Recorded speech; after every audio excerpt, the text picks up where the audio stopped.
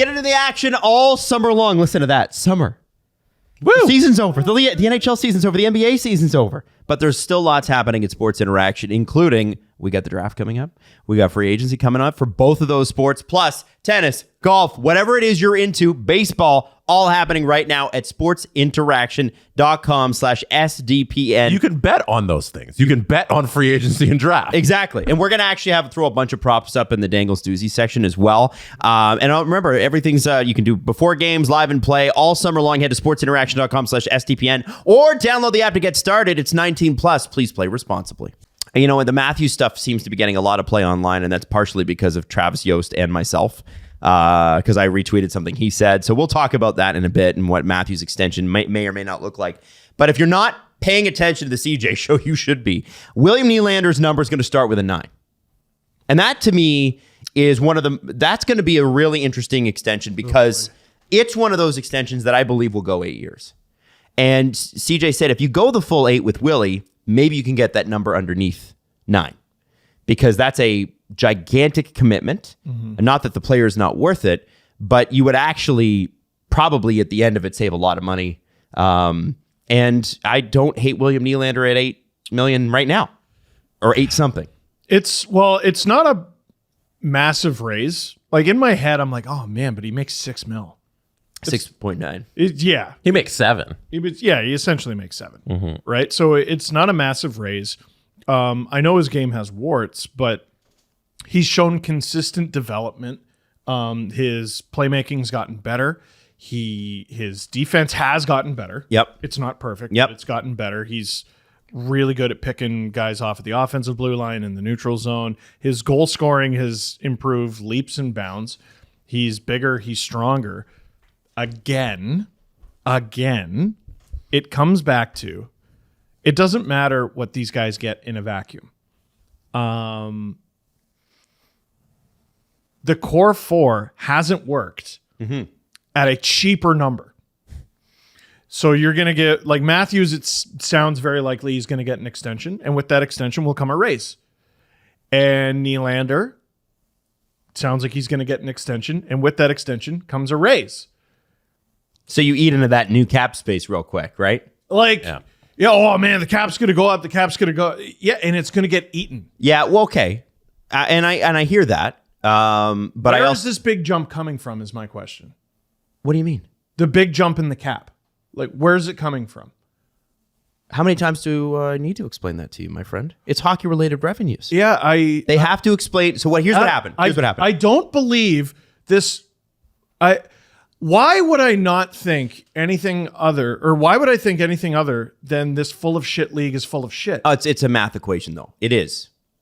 And the reason that it's not going up this year, and you know this, I'm not drinking is because, Steve, it's a literal math equation. Yeah. And the math equation is 50-50, but the players borrowed against their future to keep their salaries the same in 2020 and 2021, I guess, when no fans could be in the seats and they weren't making the same money. So they're paying the owners back over the course of, they said it was going to take up to 6 years. It's less than 3, and they're about 50 to 70 million.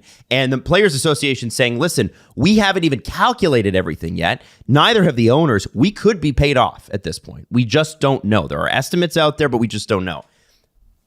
The reality of the situation is everybody, the owners and the players and the league, do want the cap to go up because it means the players are making more. Therefore, the owners are making more because the revenue's higher and the commissioner looks better.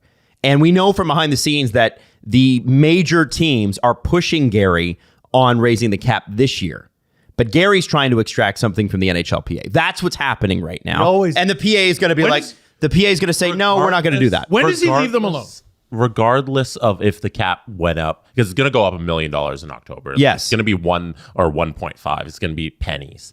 But even if next year it goes up 4 or 5, I think the point that Steve is making, which I think is the correct point, is you can't have a roster with Auston Matthews making 34 because he's going to put that in there. He's going to make 34. Now you're just trying to trigger William Nylander making 888.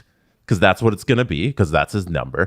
Mitch Marner still making the 10.9 and John Tavares making $11 million and expect to win because that's just too much money, regardless of if you have $4 million extra. That's still too much to pay 4 players and then also fill out the rest of your roster with a competitive team. Here's another way to look at it. If you sign those extensions, the cap goes up for everything for everybody else, but it remains flat for you because you've already spent that money on these 4 guys, and then you're in the same situation that you were in for the last. Hey, but we're putting the cart before the horse here. I'd like to at least talk about the 2 extensions and what they could look like. Okay, right. That's where I do want to take this there first.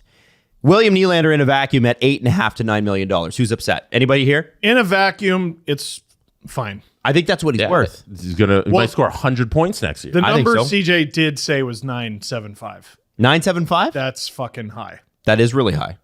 But that's where he's starting. Yeah, that's negotiation tactics. He can start there, but I tell you what, this negotiation better go better than the last one.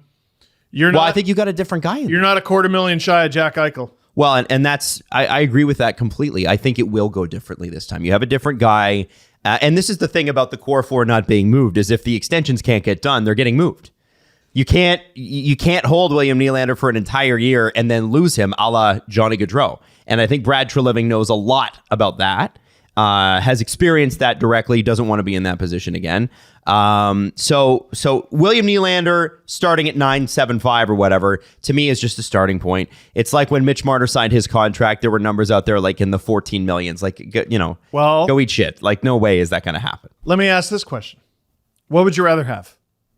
William Nylander at 975 or Marner at 10.9?